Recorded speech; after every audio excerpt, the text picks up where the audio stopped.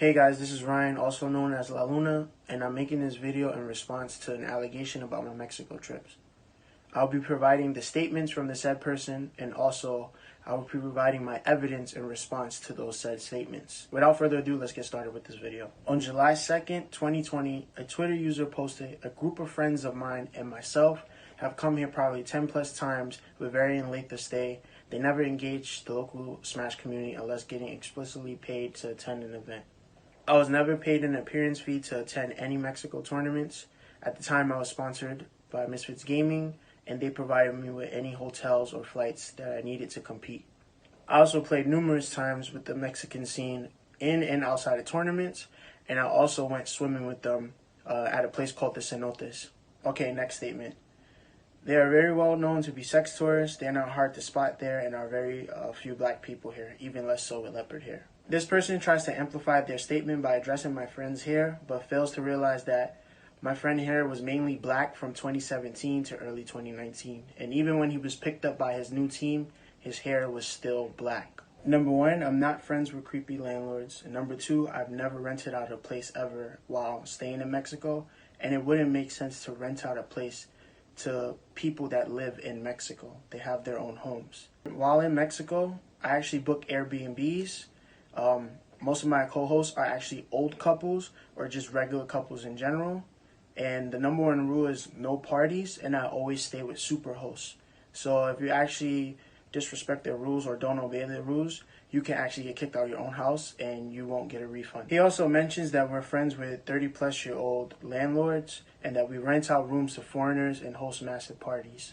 Here's an example of one of the places that I've actually stayed while I was in Mexico. As you can see, it's very small. It's only suitable for like one person, one bathroom, one room. So it's actually physically impossible to host any parties in here. Here are some reviews from my hosts during my stay in Mexico. As you can see, I was reviewed positively, and I always respected their rules. I always kept in contact with them, and we always communicated well. I never had any problems with them. 76 next statement claims that we went to clubs and brands to host parties. Okay, so if you actually truly live in Mexico, Puebla, or have been to Puebla multiple times, there's two places that people go to mainly. One is Container City, and there's a bunch of like bars that are connected together, so you could just go bar hopping and you just meet new people.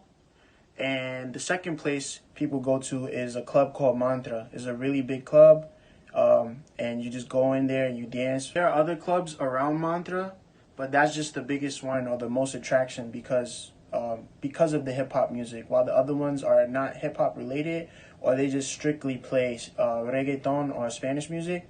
Mantra plays a vast majority of other music. So there's no purpose to host any parties. Outside the Smash community, we're not very well known.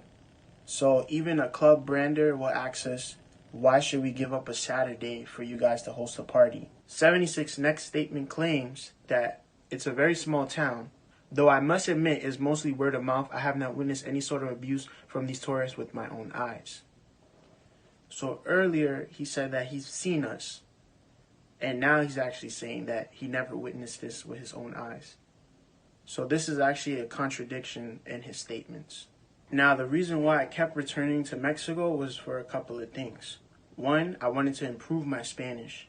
And the best way to improve it was to keep going back and be in an environment where I'm forced to speak the language, where I can't speak any English.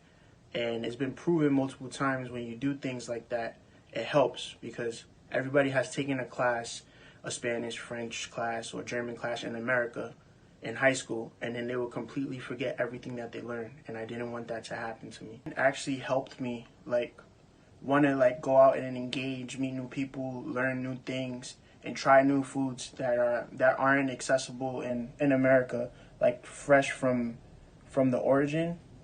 And it actually pushed me further to actually improve my Spanish. So that's the reason why I literally was traveling back to Mexico a lot and, going up to the pyramids, going to museums, getting braced by the spiritual gods. Like, those things are really important to me in my life. And lastly, I enjoyed watching street performances in Mexico, and my friends would help me and guide me to certain places because I didn't know anything about it at the time. And I also wanted some souvenirs that were authentic from Mexico itself. So I brought like a couple of things that I can always cherish and keep with me when I come back from Mexico. Making this video was very dehumanizing because I literally had to explain my whereabouts while going to another country outside of the United States based on a rumor that was spread with no evidence to back up their allegations. And I feel like that's very scary to actually hurt somebody's reputation like that. And that further proves that social media is actually really very dangerous when it comes to these type of allegations. It actually really made me feel really sad because a lot of people don't take the time to learn anything that's not from the United States. They don't want to learn about new culture. So when I started traveling, it made me realize and it opened my eyes that there are a lot of problems in the world or things to just learn outside of America. If you guys made it this far in the video, thank you so much for taking the time to watch. I absolutely appreciate this. La Luna signing out.